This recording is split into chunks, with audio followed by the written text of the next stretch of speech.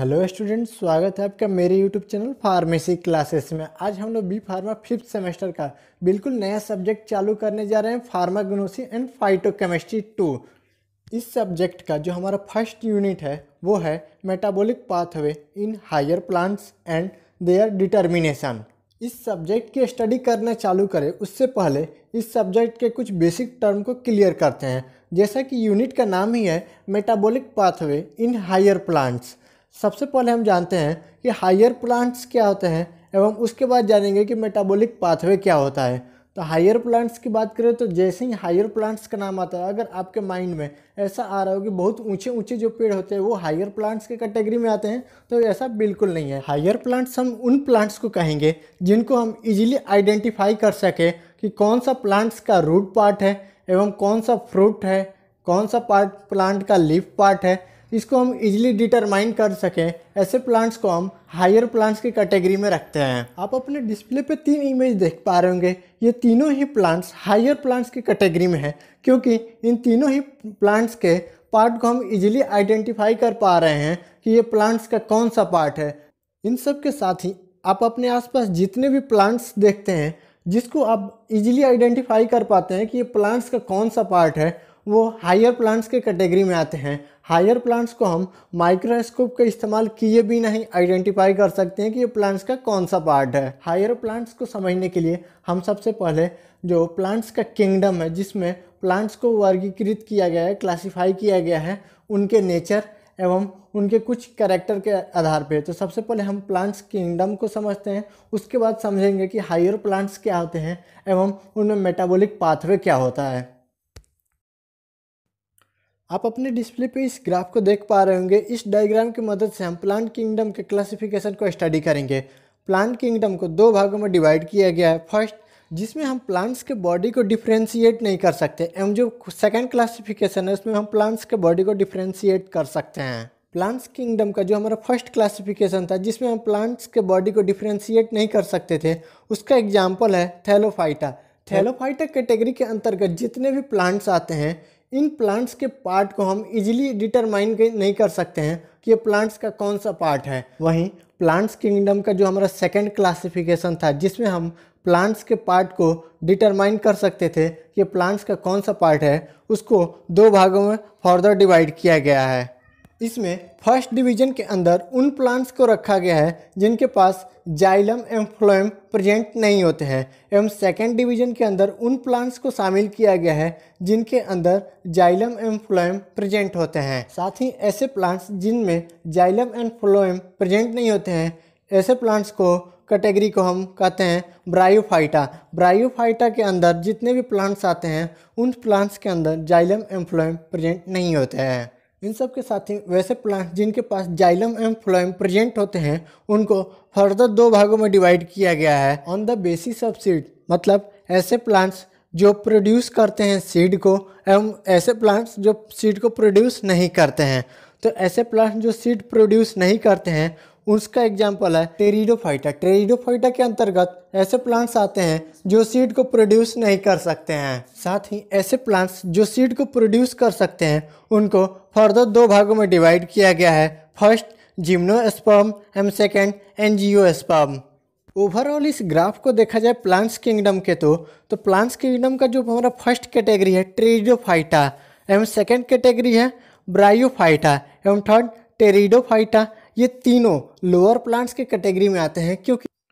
क्योंकि जो थैलोफाइटा है इसमें प्लांट्स के बॉडी को डिफ्रेंशिएट नहीं कर सकते हैं, इसलिए ये लोअर कैटेगरी का है। वहीं ब्रायोफाइटा की बात करें तो ब्रायोफाइटा के अंदर जितने भी प्लांट्स आते हैं उनमें जाइलम एवं फ्लोएम प्रेजेंट नहीं होता है, इसलिए इन्हें लोअर कैटेगरी के प्लांट्स में शामिल किया गया है। वहीं बात करें टेरिडोफाइटा की तो इनमें वैसे प्लांट्स को रखा गया है जो सीड को प्रोड्यूस नहीं कर सकते हैं, इसलिए इन्हें लोअर कैटेगरी के प्लांट में शामिल किया गया है। वहीं बात करें हमारा जिम्नोस्पर्म एवं एंजियोस्पर्म, ये ऐसे प्लांट्स होते हैं जो हायर कैटेगरी के प्लांट्स में शामिल होते हैं। इसका कारण ये है कि इन दोनों ही कैटेगरी के प्लांट्स में जो प्लांट्स होते हैं वो सेक्सुअल रिप्रोडक्शन के द्वारा ये अपने प्रजाति को आगे बढ़ाते हैं एवं इन कैटेगरी के अंदर जितने भी प्लांट्स पाए जाते हैं उनमें बीज का भी फॉर्मेशन होता है। साथ ही इन प्लांट्स के पार्ट को आप इजीली डिटरमाइन कर सकते हैं कि ये प्लांट्स का कौन सा पार्ट है, वो भी बिना माइक्रोस्कोप के यूज किए हुए। हमें इस वीडियो में प्लांट्स किंगडम को शामिल करने का बेसिक रीज़न ये था कि हमें मालूम तो हो कि इस चैप्टर में किस कैटेगरी के प्लांट्स के बारे में हमें पढ़ना है, अर्थात हायर प्लांट्स का कैटेगरी कौन सा है। क्योंकि जो हमारा फर्स्ट यूनिट है उसका नाम ही है metabolic pathway in higher plants and their determination. तो सबसे पहले हमें ये मालूम होना चाहिए कि हायर प्लांट्स क्या होता है, फिर मेटाबॉलिक पाथवे के बारे में स्टडी करेंगे और उसका डिटर्मिनेशन करेंगे। इस चार्ट के द्वारा आप ये समझ ही गए होंगे कि हायर प्लांट्स होते क्या हैं। अब अगले स्लाइड में हम लोग मेटाबॉलिक पाथवे के बारे में स्टडी करेंगे। धरती पे दो तरह के जीव पाए जाते हैं, फर्स्ट ऑटोट्रॉप्स एवं सेकेंड हेटेरोट्रॉप्स। मतलब ऑटोट्रॉप्स का मतलब स्वपोषी एवं हेटेरोट्रॉप्स का मतलब परपोषी। ऑटोट्रॉप्स ऐसे जीव होते हैं जो अपना भोजन स्वयं बनाते हैं, लेकिन वहीं बात करें हेटेरोट्रॉप्स की तो ये अपने भोजन के लिए किसी दूसरे जीव या फिर पेड़ पौधों पर डिपेंड रहते हैं। तो ऐसे पेड़ पौधे या ऐसे जीव को हम हेटेरोट्रॉप्स कहते हैं। वहीं ऑटोट्रॉप्स एवं हेटेरोट्रॉप्स के एग्जाम्पल की बात करें तो ऑटोट्रॉप्स का एग्जाम्पल है पेड़ पौधे। मैक्सिमम पेड़ पौधे अपने भोजन के लिए सूर्य के प्रकाश की उपस्थिति में फोटोसिंथेसिस प्रोसेस के द्वारा अपने भोजन का निर्माण करते हैं। लेकिन वही बात करें हेटेरोट्रॉप्स की तो जितने भी जीव जंतु हैं, मानव, जानवर, ये सारे हेटेरोट्रॉप्स के अंतर्गत आते हैं, क्योंकि ये अपने भोजन के लिए किसी दूसरे पर डिपेंड रहते हैं। आदमी भोजन पर डिपेंड है और भोजन पेड़ पौधों से आता है, इसलिए इंसान हेटेरोट्रॉप्स के अंतर्गत आता है। वहीं बात करें जानवरों की तो ये भी पेड़ पौधे या फिर किसी दूसरे जानवर पे ही डिपेंड रहते हैं अपने भोजन के लिए, इसलिए इन्हें हेटेरोट्रॉप्स के कैटेगरी में रखा गया है। जितने भी प्लांट्स होते हैं ये प्लांट्स अपना भोजन फोटोसिंथेसिस प्रोसेस के द्वारा प्रोड्यूस करते हैं। जो भी प्लांट्स हैं वो इन्वायरमेंट से CO2 लेकर एवं सॉइल से वाटर एवं मिनरल्स को लेकर एनर्जी के रूप में सनलाइट को लेकर फोटोसिंथेसिस प्रोसेस करते हैं एवं फूड का प्रोडक्शन करते हैं। प्लांट्स के लीफ में एक क्लोरोप्लास्ट पाया जाता है। इस क्लोरोप्लास्ट में क्लोरोफिल नाम का एक पिगमेंट पाया जाता है। ये पिगमेंट सनलाइट को एब्जॉर्ब करके एवं फोटोसिंथेसिस प्रोसेस में जो एनर्जी की रिक्वायरमेंट थी उस एनर्जी के रिक्वायरमेंट को वो सनलाइट को एब्जॉर्ब करके उस एनर्जी के रिक्वायरमेंट को वो फुलफिल करती है। प्लांट्स ने फोटोसिंथेसिस प्रोसेस के द्वारा फूड का प्रोडक्शन किया था, अर्थात ग्लूकोज का जो प्रोडक्शन किया था उस ग्लूकोज का मेटाबॉलिक रिएक्शन होता है, वेरियस मेटाबॉलिक रिएक्शन, जो कि सीरीज ऑफ मेटाबॉलिक रिएक्शन होता है एवं इसमें ग्लूकोज का ब्रेकडाउन होता है। एवं इस ब्रेकडाउन के कारण जिस ATP का प्रोडक्शन होता है, इस ATP के द्वारा ही प्लांट्स की जो रिक्वायरमेंट होती है एनर्जी को, उसको फुलफिल किया जाता है। प्लांट ने फोटोसिंथेसिस प्रोसेस के द्वारा जिस ग्लूकोज का प्रोडक्शन किया था, इस ग्लूकोज का ब्रेकडाउन होगा सेल के अंदर, प्लांट सेल के अंदर, और इस ग्लूकोज का ब्रेकडाउन होगा मेटाबॉलिक रिएक्शन के द्वारा। मेटाबॉलिक रिएक्शन में वेरियस केमिकल रिएक्शन होंगे और ये केमिकल रिएक्शन एक सीरीज ऑफ केमिकल रिएक्शन होता है। मतलब इस मेटाबॉलिक रिएक्शन में कई सारे सीरीज ऑफ केमिकल रिएक्शन होंगे। जैसे फर्स्ट केमिकल रिएक्शन होगा, फर्स्ट केमिकल रिएक्शन को इंड होने के बाद सेकंड रिएक्शन चालू होगा एवं सेकंड के बाद थर्ड रिएक्शन चालू होगा। एवं ये जो सेट ऑफ मेटाबॉलिक रिएक्शन है, इसी मेटाबॉलिक रिएक्शन को हम मेटाबॉलिक पाथवे कहते हैं।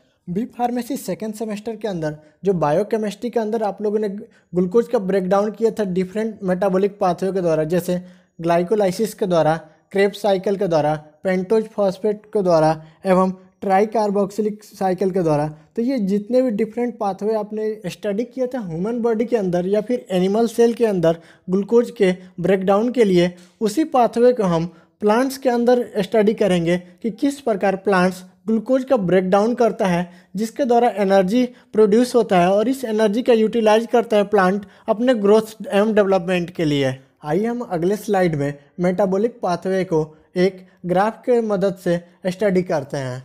इस ग्राफ में आप देख पा रहे होंगे ये जो A है ये हमारा रिएक्टेंट है एवं B एवं C इस रिएक्शन का इंटरमीडिएट है और जो D है वो इस रिएक्शन का फाइनल प्रोडक्ट है। एवं A से B एक स्पेसिफिक एंजाइम के द्वारा कन्वर्ट हो रहा है एवं प्रत्येक स्टेप में एक स्पेसिफिक एंजाइम इन्वॉल्व है जो कि एक प्रोडक्ट का फॉर्मेशन कर रही है। इस ग्राफ को हम समझते हैं जैसे कि हम कोई एक सब्सटेंस खाते हैं, उस सब्सटेंस का नाम ए है और ये सब्सटेंस हमारे सेल के अंदर जाता है और वहाँ पे स्पेसिफिक एंजाइम की मदद से ये बी में कन्वर्ट होता है एवं फर्दर बी में ये स्पेसिफिक एंजाइम की मदद से ये सी और सी से डी में कन्वर्ट होता है, जो कि डी जी में जैसे ही कन्वर्ट होता है हमारे बॉडी को एनर्जी मिल जाती है, क्योंकि डी जो प्रोडक्ट है उसमें एनर्जी अधिक मात्रा में प्रोड्यूस हो रही है और उस एनर्जी को हमारी बॉडी यूटिलाइज कर रही है। लेकिन इस रिएक्शन में जो स्पेसिफिक एंजाइम कहने का अर्थ ये है कि स्पेसिफिक एंजाइम की मदद से ही कोई सब्सटेंस दूसरे सब्सटेंस में चेंज हो रहा है। अगर ऐसा नहीं होता तो इन्वायरमेंट में बहुत सारी केमिकल ऐसे पड़ी हुई है वो आपस में रिएक्ट करके प्रोडक्ट के फॉर्मेशन करती है, लेकिन ये कोई भी सब्सटेंस एक पर्टिकुलर इन्वायरमेंट एवं पर्टिकुलर कैटालिस्ट की उपस्थिति में ही रिएक्शन करता है, इसलिए यहाँ पे स्पेसिफिक एंजाइम को मेंशन किया गया है। तो जो सब्सटेंस ए है वो substance B, C and finally D में कन्वर्ट हो रहा है, वो भी स्पेसिफिक एंजाइम की मदद से।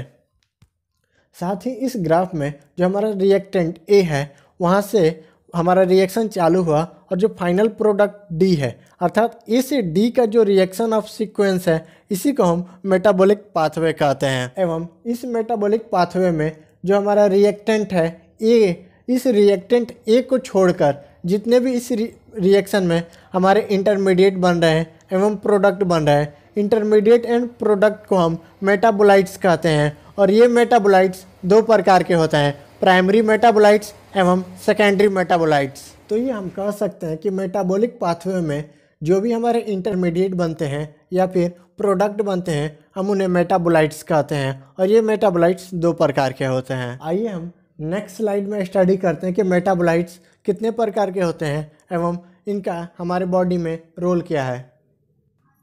जैसा कि मैंने बताया मेटाबॉलिक पाथवे में जो हमारा इंटरमीडिएट बन रहे थे और प्रोडक्ट बन रहा था इसे हम मेटाबोलाइट्स कहते हैं और ये मेटाबोलाइट्स दो भागों में डिवाइड किया गया है, प्राइमरी मेटाबोलाइट्स एवं secondary metabolites. Primary metabolite essential metabolites होता है, वहीं बात करें सेकेंडरी मेटाबोलाइट्स की तो ये नॉन इसेंशियल मेटाबोलाइट्स होता है। प्राइमरी मेटाबोलाइट्स हमारे बॉडी पे किसी भी प्रकार का फार्माकोलॉजिकल एक्शन शो नहीं करता है, लेकिन वहीं बात करें सेकेंडरी मेटाबोलाइट्स की तो ये हमारे बॉडी पे फार्माकोलॉजिकल एक्शन शो करता है। मतलब आसान भाषा में कहा जाए तो प्राइमरी मेटाबोलाइट्स को अगर हम थोड़ा लिमिट से अधिक मात्रा में भी लेते हैं तो हमारे बॉडी पे किसी प्रकार का टॉक्सिक इफेक्ट शो नहीं करेगा। लेकिन वही बात करें सेकेंडरी मेटाबोलाइट्स को तो इसको अगर हम लिमिट से अगर ज़रा सा भी अधिक डोज में लिए तो हमारे बॉडी पे टॉक्सिक इफेक्ट शो कर सकता है। वहीं बात करें प्राइमरी मेटाबोलाइट्स का तो प्राइमरी मेटाबोलाइट्स नेचर में जितने भी प्लांट्स पाए जाते हैं उन प्लांट्स के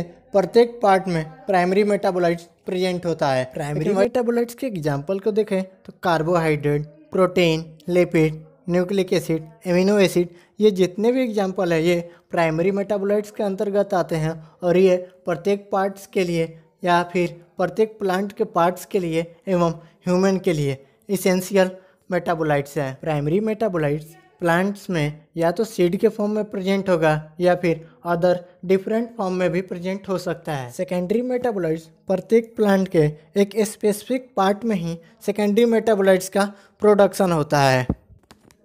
secondary metabolites non essential metabolites है और ये हमारे बॉडी पे टॉक्सिकल इफेक्ट शो कर सकता है। मतलब अगर हम सेकेंडरी मेटाबोलाइट्स को एक लिमिट से अधिक मात्रा में लिए तो ये हमारे बॉडी पे टॉक्सिक इफेक्ट शो कर सकता है। प्राइमरी मेटाबोलाइट्स का डेरिवेटिव फॉर्म होता है सेकेंडरी मेटाबोलाइट्स। मतलब सेकेंडरी मेटाबोलाइट्स को बनाया जाता है प्राइमरी मेटाबोलाइट्स के द्वारा, केमिकल रिएक्शन इन्वॉल्व होते हैं इस प्रोसेस में। एक पर्टिकुलर टाइप का सेकेंडरी मेटाबोलाइट्स एक पर्टिकुलर टाइप के प्लांट्स के पर्टिकुलर पार्ट में ही डिस्ट्रीब्यूट होता है। इसका डिस्ट्रीब्यूशन लिमिटेड अमाउंट में होता है और ये टॉक्सिक इफेक्ट शो कर सकता है। वहीं बात करें प्राइमरी मेटाबोलाइट्स की तो प्राइमरी मेटाबोलाइट्स डायरेक्टली इन्वॉल्व होता है प्लांट्स के ग्रोथ, डेवलपमेंट एंड रिप्रोडक्शन में। लेकिन वहीं बात करें सेकेंडरी मेटाबोलाइट्स का तो ये सेकेंडरी मेटाबोलाइट्स डायरेक्टली इन्वॉल्व नहीं होता है प्लांट्स के ग्रोथ, डेवलपमेंट एवं रिप्रोडक्शन में। जैसा कि मैंने कहा ये जो सेकेंडरी मेटाबोलाइट्स हैं ये इनडायरेक्टली इन्वॉल्व होते हैं प्लांट्स के ग्रोथ, डेवलपमेंट एंड रिप्रोडक्शन में। आइए इसको एक ट्रिक के माध्यम से समझते हैं कि कैसे ये इनडायरेक्टली इन्वॉल्व होते हैं। हम जानते हैं कि कुछ दिन पहले से एक योजना चल रही है बेटी बचाओ बेटी पढ़ाओ योजना।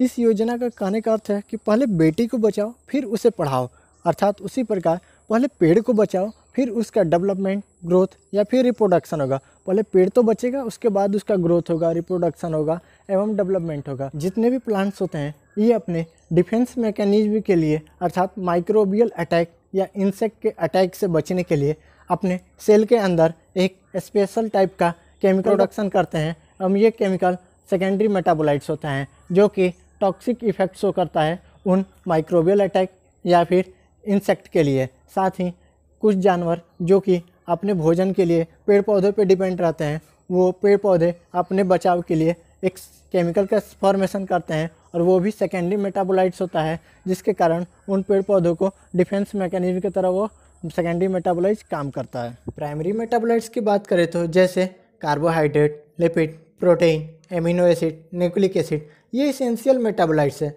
मतलब पौधे को जीवित रहने के लिए प्राइमरी मेटाबोलाइट्स एसेंशियल मेटाबोलाइट्स है, अर्थात इसके बिना, प्राइमरी मेटाबोलाइट्स के बिना पौधा जीवित नहीं रह सकता। लेकिन वहीं बात करें सेकेंडरी मेटाबोलाइट्स का, तो सेकेंडरी मेटाबोलाइट्स इन्वॉल्व होते हैं प्रोटेक्टिव एजेंट की तरह पौधे के लिए। आसान शब्दों में समझा जाए इन मेटाबोलाइट्स के उपयोग का, तो प्राइमरी मेटाबोलाइट्स का उपयोग करके प्लांट मैच्योर होता है, डेवलप होता है ताकि वो रिप्रोडक्शन कर सके। लेकिन सेकेंडरी मेटाबोलाइट्स का प्रोडक्शन प्लांट अपने प्रोटेक्टिव एजेंट के तौर पे करता है। मतलब जितने भी माइक्रो ऑर्गेनिज्म है एवं इंसेक्ट हैं, अगर ये अटैक करते हैं प्लांट्स पे तो अपने सुरक्षा के लिए प्लांट्स सेकेंडरी मेटाबोलाइट्स का प्रोडक्शन करता है। साथ ही जितने भी पशु है, जानवर हैं जो घास को या फिर प्लांट को खाते हैं अपने फूड के तौर पे, तो उनसे बचने के लिए अपने अंदर सेकेंडरी मेटाबोलाइट्स का प्रोडक्शन करता है। ये सेकेंडरी मेटाबोलाइट्स एक प्रोटेक्टिव एजेंट की तरह काम करते हैं। आइए हम नेक्स्ट स्लाइड में ये देखते हैं कि जैसे सेकेंडरी मेटाबोलाइट्स है ये कैसे इनडायरेक्टली इन्वॉल्व होता है प्लांट के ग्रोथ एवं उसके रिप्रोडक्शन में। आप अपने डिस्प्ले पे इस फिगर को देख पा रहे होंगे। इसमें एक एनिमल प्लांट को अपने फूड के तौर पे लेते हुए आपको नज़र आ रही है। अगर प्लांट अपने अंदर सेकेंडरी मेटाबोलाइट्स को डेवलप कर ले तो एनिमल इस प्लांट को फूड के तौर पे नहीं लेगी और इस प्रकार प्लांट का ग्रोथ में एवं उसके रिप्रोडक्शन में सेकेंडरी मेटाबोलाइट्स इन्वॉल्व हो सकता है। आइए हम एक और एग्जांपल लेते हैं जिसमें सेकेंडरी मेटाबोलाइट्स इन्वॉल्व होगा रिप्रोडक्शन में। बहुत सारे फ्लावर प्लांट्स अपने अंदर एक स्पेशल टाइप का सेकेंडरी मेटाबोलाइट्स का प्रोडक्शन करते हैं। ये सेकेंडरी मेटाबोलाइट एक फ्लेवरिंग एजेंट के तौर पे कार्य करता है। मतलब ये उस प्लांट्स के एक स्पेसिफिक पार्ट, मतलब फूल में प्रेजेंट होगा और ये एक फ्लेवर की तरह काम करेगा और इस फ्लेवर के कारण बहुत सारे इंसेक्ट अट्रैक्ट होकर उस प्लांट के पास आएंगे और उसके पॉलन ग्रेन को एक प्लांट से दूसरे प्लांट्स में पहुंचाने में मदद करेगा। मतलब जैसे ही इंसेक्ट उस प्लांट्स के पास आएगा, उस प्लांट्स का पॉलन ग्रेन उस इंसेक्ट के बॉडी पे अटैच हो जाएगा और जैसे ही वो इंसेक्ट उस प्लांट को छोड़कर उसी प्रजाति के दूसरे प्लांट पर जाएगा तो वो पॉलन ग्रेन को वहाँ पे ले जाकर वो छोड़ देगा, जिससे वो प्लांट्स में रिप्रोडक्शन होगा। तो इस प्रकार जो हमारा सेकेंडरी मेटाबोलाइट्स है वो इनडायरेक्टली इन्वॉल्व होता है प्लांट के रिप्रोडक्शन में। इसके नेक्स्ट वीडियो में हम ये देखेंगे कि जो हमारा ग्लूकोज बना था उस ग्लूकोज का ग्लाइकोलिसिस हो रहा है एवं उस ग्लाइकोलिसिस के द्वारा जो हमारा प्राइमरी मेटाबोलाइट्स बन रहा है एवं उस फर्दर प्राइमरी मेटाबोलाइट्स के द्वारा सेकेंडरी मेटाबोलाइट्स का किस प्रकार प्रोडक्शन हो रहा है और कौन कौन सा स्टेप इन्वॉल्व है एवं कौन कौन से पाथवे अर्थात मेटाबॉलिक पाथवे इन्वॉल्व है, उसके बारे में हम नेक्स्ट वीडियो में स्टडी करेंगे।